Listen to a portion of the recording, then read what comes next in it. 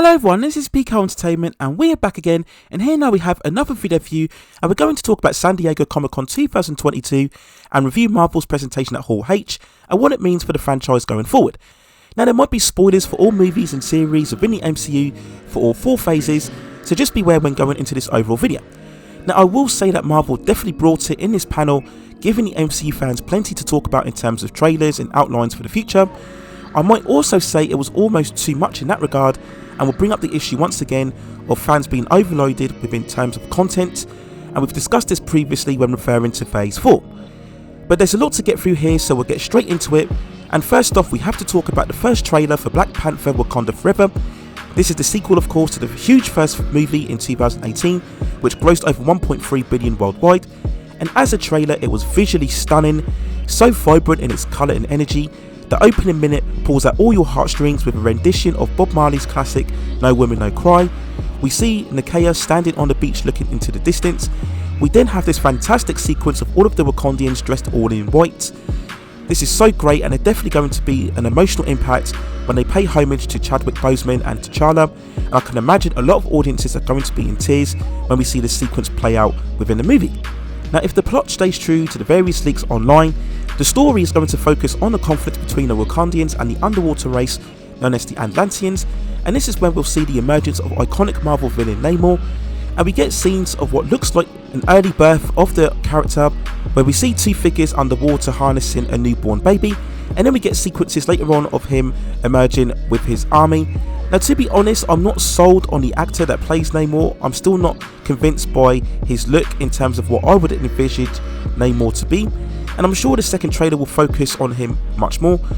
And I can't lie, I did get vibes of Avatar within the underwater scenes, and seeing the Atlanteans, I'm sure they'll bring many comparisons to both Avatar and Aquaman, and they'll have to do a good job in distinguishing this race of Atlanteans from those previous movies. And I also called into question, why is it that Namor is much more of a natural skin colour whilst all of the other Atlanteans are blue skinned, but I'm sure we'll get some explanation of that within the movie. Now we did get a first shot of Riri Williams, who will be played by Dominic Thorne, and she'll be getting her own series of Ironheart, which is coming forward in 2023. Now if you know the comic book history, Riri Williams goes on to take over the Iron Man armour from Tony Stark, and again if we go by the leaks in terms of this story, Riri Williams will be helping the Wakandians to extract more vibranium underwater, which will then awaken Namor, who will want to get revenge on the city. He ends up flooding parts of Wakanda, which will then lead Shuri to take up the Black Panther power, and this has been rumoured for many months now in terms of this film, and we assume that this is indeed Shuri in the Black Panther costume in this final shot here of the trailer, and you can see Namor in the background, so I assume again that this will be the climatic final battle.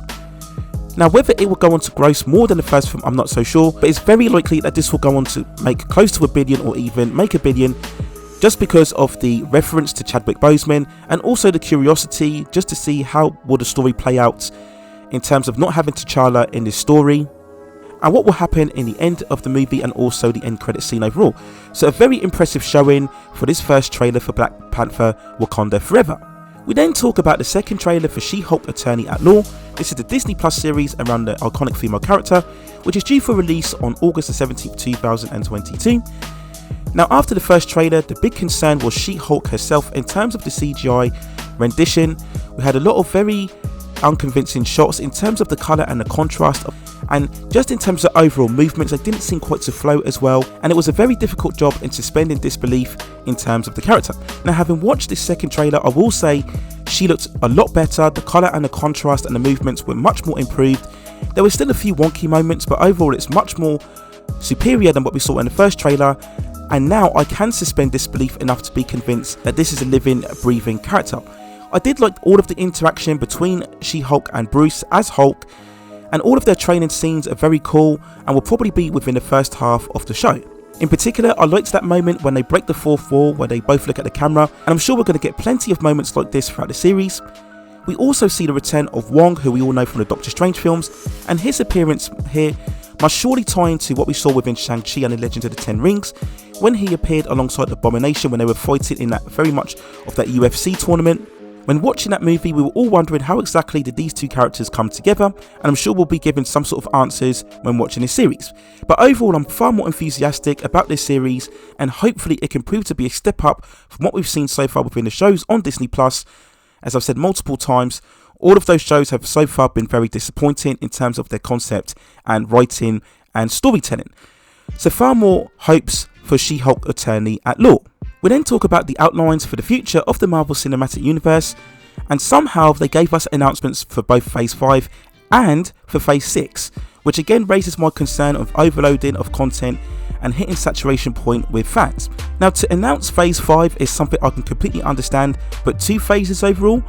Now, there was some revelations online that due to some leaks regarding the trademark issues regarding some Avengers movies, Marvel were put into a corner and they had to announce some titles regarding the 2 Avengers movies that we will be seeing in the upcoming future. So first off, they did announce that Black Panther Wakanda Forever will be the conclusion of Phase 4 before going into Phase 5. And when it comes to Phase 5 itself, they confirmed a lot of projects that we already knew were coming, but it's still quite the extensive list. So we have Ant-Man and the Wasp Quantumania, which is coming forward in February the 17th, 2023. Guardians of the Galaxy Volume 3 will be arriving on May the 5th, 2023. Blade, starring Mahershala Ali, will be coming in November the 3rd, 2023. Captain America New World Order, where we see Sam taking on the role as Captain America, as what we saw from Falcon and the Winter Soldier, will be arriving on May the 3rd, 2024. And Thunderbolts will be the final movie. This is concerning a separate superhero team within the Marvel Universe, and this will be arriving on July 26, 2024. In terms of the Disney Plus series, Secret Invasion, where we see the return of Nick Fury and Mariah Hill, and will also be referring to the emergence of the Skrulls as per the source material. That will be arriving in sometime in spring 2023. We already knew series such as Echo and Agatha Coven of Chaos would be coming soon, and also Loki, which had been renewed already for a season 2.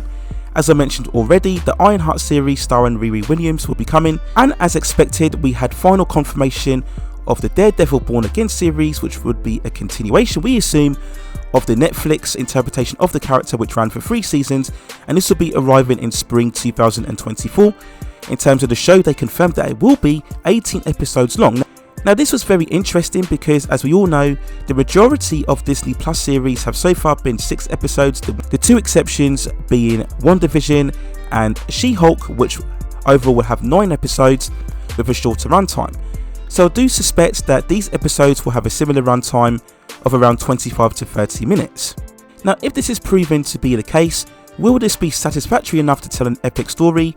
I would assume so, because 18 episodes is long enough, and we did accuse the Netflix shows of being overlong, where we had episodes running at around 50 minutes long, and I think that would be too much for this show when we consist of 18 episodes. And I think overall the biggest concerns is, will they carry forward the R-rated nature from the Netflix series, and how will they treat the characters at this stage? We already saw some concerns where we saw the return of Vincent D'Onofrio as Kingpin in the Hawkeye series, and I didn't like that interpretation of the character, so I just hope that they stay as much as possible to the true nature of the Netflix series. So that was quite already the hefty slate of content, but then Kevin Feige went on to announce Phase 6, which was anointed as the Multiverse Saga. Now, we've already seen that Marvel have tapped into the concept of the multiverse with previous movies of Spider-Man No Way Home and also Doctor Strange in the Multiverse of Madness. We saw very much the origins of the multiverse in the season finale of Loki. So this would be an absolute explosion and embracing of the multiverse concept that is really going to flip the whole universe on its head. Now, in terms of the projects, the following were confirmed. We will finally see the introduction of the Fantastic Four on November the 8th, 2024. The original first family of the Marvel Universe. It will be absolutely fascinating to see how they adapt all of these characters and how they work their origin into the overall universe. Now, an even more spectacular revelation was the fact that we will be getting not 1, but 2 Avengers movies. The first one titled as Avengers The Kang Dynasty, which will be coming on May the 2nd, 2024. And then a couple of months later, we will be getting Avengers Secret Wars, which will be coming on November the 7th, 2024. Now, to be honest, I'm not liking the title of the Kang Dynasty, and I already have concerns as I wasn't a fan at all of the interpretation of the character played by Jonathan Majors, who we saw in the finale of Loki I can only hope that following all of the multiverse shenanigans that we get far more of a serious and threatening and imposing version of the character as to what we saw in Loki. Now of course we all know the Secret Wars crossover is one of the most famous within the Marvel universe, and I'm sure by the time that this movie arrives, Marvel would have done enough groundwork and building to make sure that this is a faithful adaptation of the comic book storyline, and all elements will be in play so that everything makes sense when we come into this overall movie. And whether this strategy of having 2 Avengers movies released so close in proximity will have the same impact as what we saw with both Infinity War and Endgame, we will wait and see. Again, that depends on how well they build up and develop the storyline throughout the following movies leading up to this event. Now it's also very notable to note that when looking at the timeline of this Phase 6, there were certain gaps within the outline that Kevin Feige was presenting. Now it's very likely that Marvel will fill out some of those gaps in the upcoming D23 presentation that will be arriving in August later on this year. So again, this really shows the power and the reach of the Marvel franchise, that they can unload so many announcements for their fans and still have a lot to spare going forward. Now of course there was no mention of the X-Men. Now if I was a better man, I would assume that we will see X-Men coming forward in Phase 7. Who knows, that might be the Mutant Saga, and following the multiversal events of Phase 6, this is where we will finally see the introduction of the iconic mutant team. So without question, a very jam-packed panel presented by Marvel, completely blowing DC out of the water after all of the fake speculation regarding Henry Cavill making an appearance. And I've said multiple times, it's not really an apt comparison to compare Marvel and DC. They're clearly at 2 different trajectories and positions, and that was highlighted once again within the showings at Comic-Con, and also the fact that Marvel still has a lot more to present at their own D23 convention. And regarding DC, we're still wondering as to whether we'll get a Superman standalone movie. We're even questioning who will be playing Superman going forward, so it's just really a redundant comparison at this point.